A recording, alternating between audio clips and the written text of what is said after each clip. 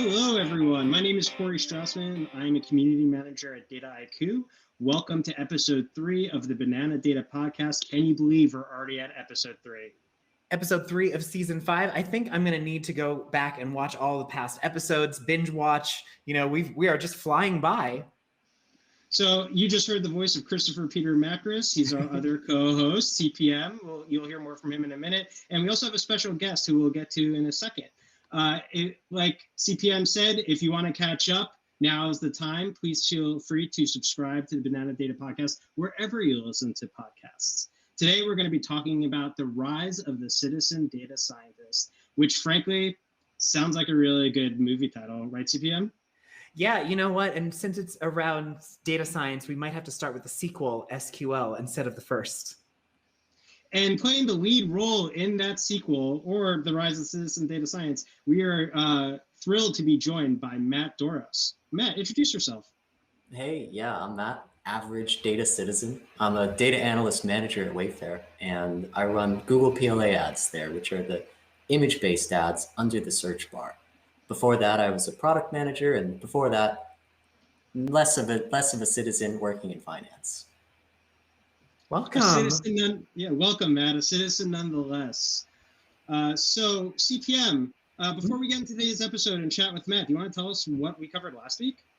Yeah, sure. So last week we continued talking about humanizing data, and specifically we talked about creative intelligence and having empathy for the user. So we talked about making big decisions like purchasing a house and the emotional connection that comes to that type of purchase. Whereas data can tell you all about like how long somebody spent on a website, the clicks that they took. A human going in and humanizing that type of purchase and having that empathy for the user on that website actually tells a greater story. I guess we're going to continue this conversation about humanizing data and bringing it to the masses via the citizen data scientist today. Yeah. And, we learned that creative intelligence tells us that data science isn't just science, it's art. So we're going to bring in a real artist today with Matt. So, Matt, we want to kind of get the ball rolling here. So let's just start with a question, if you're up to it. Let's do it. So when looking at, the data, whatever the data, the numbers, the zeros, the ones, everything that's feeding in from your customer base, from the Wayfair website, how do you find insights via customer segmentation? Yeah, so when looking at those zeros and ones in the matrix, I really think there's two ways to approach finding insights, whether it's segmentation or some other lens. You can go top down and try and think of hypotheses that might fit the data and then see if those trends do exist in the data. Or you can go bottom up and think about the different streams of data you have available and filter through those and see what trends you can just observe by looking at them. Mm-hmm. So I could dive in a little deeper with an example. One of the ways that we've been segmenting at Wayfair, we're a furniture and home goods company. So one of our big categories is nursery. The best time to sell someone nursery products is, of course, after they've had a child. So it's really valuable as marketers to know when someone's recently had a kid. So we can look at what they're purchasing, what sort of behavior they have on site, and try and put together a profile of things that on average are going to be indicative of someone who's recently had a baby. So with that profile, you're more or less sort of building a human profile of what a potential customer might be like within their experience of using Wayfair. Yeah, exactly. Because if you've recently had a kid, we can really well predict what sort of things you're going to need. You're going to need a crib. You're going to need a mobile hanging above the bed. And by having a few of these different customer personas, they're really easy ways to help someone find what they need, and in a predictive way where you're not just guessing the first thing, but also the second and third. Yeah. So once you've got like this profile set up of the type of user, maybe they're a mom to be or a dad to be, how do you simplify this type of information and this type of data for the stakeholders or, the leadership or the different elements or the different members of your team that may not be data scientists? What's that process like? Yeah, I guess it depends on what you're trying to convey. If you recently had some test that changed something, let's say about our ads, and you wanted to show off how this was working better, um, I guess there's a lot of avenues to tackle that. Can we get a little more specific? So I think in a previous episode, we kind of talked about context and how context sort of matters in shaping the story.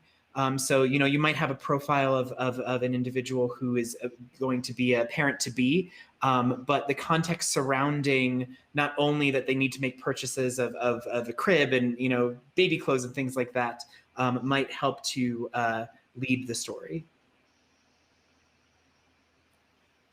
Yeah, so I guess when you're finding insights in the data, one of the key things is to leverage those insights as widely as you can. So if you've come up with this customer profile of people who are recently having had a kid, you're going to want to think about all the different ways you can use that, whether that's with email and customizing the content that you're serving to them. You could even have special articles saying, well, you're getting into dangerous territory saying, hey, congrats on the baby.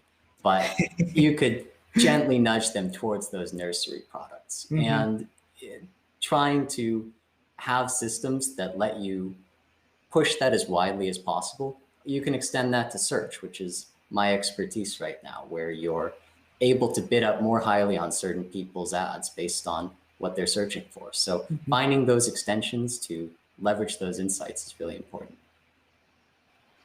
So CPM just asked about stakeholders. So I think that's a good time to kind of talk about today's theme of the episode, the rise of the citizen data scientist. Matt, do you kind of want to tell us about your view on, the citizen data scientist, whether you fit within there, like how you kind of view yourself as opposed to someone else who might have more traditional role, or you might have more of a traditional background? Just kind of tell us sort of your views on the citizen data scientist. Yeah, so I can give you context on where my role fits in the org and what I think makes that work well. So as a data analyst team, we're kind of the front line managing a few $1 billion of advertisements. So we have a lot of automation, keeping the system running, keeping our bids on the ads correct. But every day we're looking at the data, making sure things are running smoothly and finding pockets of opportunity to optimize things. Longer term, we're also thinking about how our ads are structured, how they're written, the images we're using, and finding ways to drive longer term growth. So that's sort of our day-to-day. We have a host of data scientists and engineers supporting that operation. And as a citizen data scientist, we're kind of the front lines. We're really familiar with the product, and we're working with the people on Google's side and looking at the data to find those first insights, find those pockets, and develop a scrappy and quick solution that we can test, see if it works. And when things do work, we either double down on them with a V2 or pass them off to our data scientists team, who we can work with to develop really state-of-the-art solutions to a problem like, say, bidding on ads. That's really awesome. It sounds like you're really close to the information and sort of providing, as you said, like a V1 or a V2 to pass to the data science team. I've heard that the definition of a citizen data scientist from Alexander Linden, the Gartner Research VP, is someone who creates or generates these models using advanced diagnostics or analytics, but whose primary job or function is outside the field of statistics and analytics. So maybe there's some skeptics listening on the podcast about citizen data scientists. You wouldn't necessarily want a citizen doctor. If you go into the doctor's office and they say, "Hey, I'm not really primarily a doctor, but I know a little bit about being a doctor. I want to be operating on you today." What would you say to sort of that audience about being a citizen data scientist? Why is it sort of necessary to have you in the loop and performing these functions? Yeah, well, if you're in the operating room, maybe even if you're not cutting into the patient, if you've got some medical background, you can still provide some value. And Absolutely. There's a lot more nurses than doctors. So we're able to run tests and find quick solutions that are still backed by data. If you've gone through statistics in college, you can still run a t-test. You can still have good analytical rigor, even if you're not at the level of creating some complicated ensemble model to solve this problem to infinity. So by taking that first approach and by getting results, we're really showing where the value is. And the data science team, having them in the loop, also helps make sure that we have the best possible methods. For a long time, we've been testing things with a simple t-test to figure out if we make some change on the ads, does it drive more growth? Well, we can get to a confidence interval using a t-test. But by working with our data scientists and having that feedback loop, they were able to give us some more advanced methods to use bootstrapping to get a more advanced sampling of the data and a better read. So by having these two teams working together, you can stay quick and generate lots of insights while also keeping that statistical rigor up. That's interesting, Matt. It seems with the rise of the citizen data scientists, we're going to see an increase, or we are already seeing an increase in terms of collaboration. You know, if Forbes looked at what a perfect team would look like in this context, they talked about subject matter experts providing the context for advanced data analysis. They talked about citizen data scientists using ready-made tools to create more aha moments. And it talked about data scientists fulfilling the requirements of highly complex analysis and data modeling activities. Do you kind of want to speak to kind of your perspective in regards to this type of collaboration and like what your experience is like at Wayfair? Yeah, absolutely. To some degree, it all comes down to iteration. You want to be able to do things quickly and eventually do them well if it's worth the time. But you don't want to have to spend 6 months of data science resources figuring out something that doesn't ultimately work. So as someone with more limited data science chops than a bona fide data scientist, that limitation is actually sometimes an advantage because the things that I'm doing to figure out if something's valuable or not are going to be a lot simpler and probably a lot faster, well, faster anyways, than what a bona fide data science team might do. So by starting with the MVP, minimum viable product approach, and taking a slice, taking a sample, and getting the ball rolling, you can have a process to make sure you're working on the most important things all the time. So the citizen data scientist might be doing those sort of routine tasks of like data cleaning, data munging, or maybe even having like the first basic, research questions of interest and having answers to those, maybe passing those insights to the data science team and allowing them to either dig deeper or, forego this topic for, another topic. Is that right? Am I understanding this correctly? Yeah, absolutely. We're chasing a million things at any particular juncture. And if we're not getting the results that we're hoping for, we'll pivot. We'll switch to something we think is more valuable. Matt, I want to touch on something you said before, which has really stuck with me. You talked about how in your role, you're really kind of on the front lines. I kind of thinking about it as like a traditional theater of war, for example, for lack of a better analogy. You're on the ground first. You're seeing raw data, you're seeing data performance, and you're the one who's making the first observation or the first insight. And then your role is to be able to communicate that up the chain so that the people who are in charge of doing more complex analysis and complex strategy can rely on that and be able to make a decision, whether or not the original plan of action is working and deciding whether or not to pivot.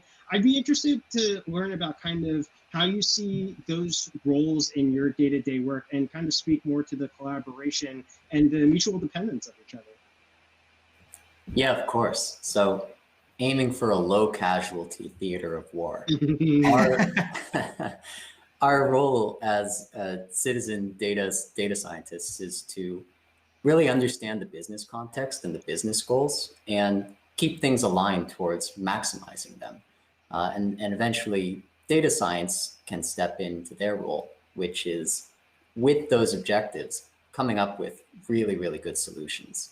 So one example of this is with search ads, we're trying to target people to show them, to bid higher for products that we think they're really interested in and lower if we're less confident. So we had a bunch of different hypotheses for how we could improve our audience targeting. And as experts of our particular technical tools, we're pretty familiar with the different ways that we can target people, although I hope I don't get asked to define how pixels work on stream. So we were able to test quickly into a few different methods and set up a framework for what would be most valuable, where the data scientists can then step in and come up with a more complicated algorithm to sort our customers into those different segments. Well, you stole my thunder here because I was gonna ask you about how pixels work on screen, but I guess I'll ask you a little bit of a different question here. Now that you've come up with these solutions, it's all about using those solutions to deliver value. So how do you deliver the right sort of value to the different stakeholders, whether they're technical versus non-technical? How do you do that at Wayfair? With the way in which you communicate or speak to these different audiences in different ways? The biggest mantra that Wayfair defaults to is answer first communication. This is really the core to all business comms, is to put the most important thing at the top and then cut out as much of the rest of the fat as you can. And this applies to writing. It also applies to verbal communication, where I find it a lot harder. But if you're able to distill your message down to the key points and keep it structured, then you're going to be a lot better at talking to anybody. The second thing I'd bring up is knowing your audience, understanding who you're communicating to. You need to have a very different approach if you're talking to somebody more technical than you or less technical. If they're less technical, you want to abstract away all of the complication. Use metaphors if you can, and they're not going to be worried about the details of how you implemented something because they might not understand anyways. On the other hand, when you're talking to somebody more technical than you need to focus in on, at least as a citizen data scientist, the business side of things, the objectives, the goals, how it ties back to the broader story of what's happening. It's like giving that bottom line up front. I think I could be better about that in my day-to-day life, both in data science and otherwise. It's really hard. And sometimes if you're telling a story, you can just relax and tell a good story. But when you're in a meeting, taking that extra moment to figure out what am I really trying to say here, and just say that and then leave it. Speaking of telling a story and getting value, if you guys are getting value out of today's episode, we remind you to please subscribe to the Banana Data Podcast. We have a number of interviews in our past 4 seasons with a number of guests. And so if you like what you're hearing today, if you like Matt's story, we please ask you to subscribe. Matt, before you go, we want to talk about creating tools that other analysts can use. You want to talk about sort of your development as well as the tools that you utilize to be able to help promote efficiency in real time, different types of tooling that you're using internally for better practices, externally to promote efficiency. We'd love to learn more about your day-to-day practice. Yeah, and I love the tool building. It's so fun to create something that lasts or even gets iterated on, which is another kind of lasting. One of the things that we've been iterating on has been the way that we predict our revenue in real time. We have a kind of complicated attribution model that figures out when someone clicks, what exactly, or when someone buys, what drove that purchase. The problem is it takes days for our data scientists to calculate that. So one of the things we've been developing has been a way to say in real time, how much money is the channel making right now? Are we spending too much relative to how we're earning? And this had a few iterations. It started as a way to bid more accurately on holidays. And we were just using heuristics in Excel, where we'd say, okay, well, usually we make about 15% of the whole store's revenue. So let's just assume we're making that with a few more tweaks. But over a couple iterations, I ended up developing basically a linear regression model and random forest to figure out more quickly just how much money we're earning. And the tool's not yet done being developed. We're using how many percentage points away from our true revenue we're earning as a metric. And right now we're about 200 bips away. So the next step is to pass it off to our data science team so they can turn those two relatively basic models into some storm of excellence to get even closer. Yeah, and I guess this really makes a lot of sense where if you're trying to identify this and you're really sure that you can get this answer pretty accurately within a couple days, well, it's real-time analysis. You need the answer right now. So I feel like this is a pretty good problem to solve and have that minimum viable product to deliver to the data science team. Linear regressions and random forests are definitely speaking to my heart, but I can't tell you that I know what a BIP is. That's way above my pay grade. CPM, you're supposed to be the expert here. Oh gosh, I'm failing my part. Matt, tell us, what's a BIP? One of the pitfalls. Oh, let me try again with answer first communication. A BIP is a percent of a percentage point. So a really small amount, 200 bips, not too bad. One of the pitfalls of my job is that there's about 10,000 acronyms that we use. So usually I like to use the technique of maybe use an acronym, say what it means, and then keep going. But I guess I missed that here. I'll catch it next time. See, folks, who said you weren't going to learn something new today? So as we're, No, go ahead. So as we're talking about, building these models, passing them off to the data scientist, how do you ensure that you keep the human in the loop in this sort of scenario? It's not just all building models. It's not just all, trying to get that BIP change to be as small as possible. How do you keep that human in the loop besides just being all numbers? Yeah, two things really come to mind here. The first is surfacing the data that helps you understand what the conclusion means. So when we're predicting real-time revenue, we don't just show the total estimate of revenue, we also show how real-time conversion and real-time add to carts are changing, so that as analysts, we can look at this and construct a story of what's going on. One example of that was on Mother's Day. We saw that the cost per click, the amount we were paying for ads, was skyrocketing. But because we were also showing what sorts of customers were coming to site, we were able to say, oh, well, it looks like a bunch of new customers are coming to site. Those are usually more expensive and they don't end up paying all that much. So we're not going to make changes. We're comfortable with what's happening here. Mm-hmm. The other example is giving analysts toggles to let them adjust what the model is doing. With our real-time bidding, we have a lot of different levers we can pull so that once we come up with one of those decisions on what's going on, we can make those real-time adjustments and keep us a part of the process to make human plus data science decisions. So you're telling us that we could have pulled the lever to be able to send flowers to our moms on Mother's Day, right? Please do. Wayfair.com. Love that site.